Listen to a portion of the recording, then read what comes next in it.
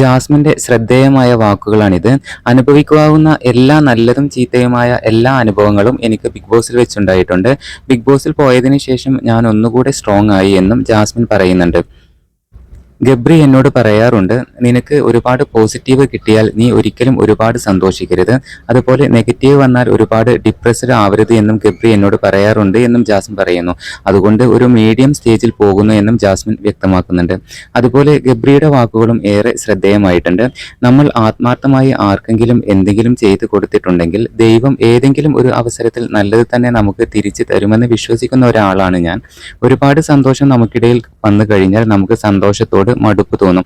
അതുപോലെ ഒരുപാട് വിഷമം നമുക്ക് വന്നാൽ നമ്മൾ ഡിപ്രസ്ഡ് ആയിട്ട് പോകും.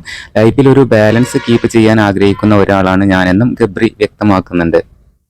പാലക്കാട് വെച്ചുള്ള ഒരു മൊബൈൽ ഷോപ്പിന്റെ ഉദ്ഘാടന വേളയിലാണ് ഗബ്രിയും ജാസ്മിനും ഈ കാര്യങ്ങൾ വ്യക്തമാക്കിയിട്ടുള്ളത്.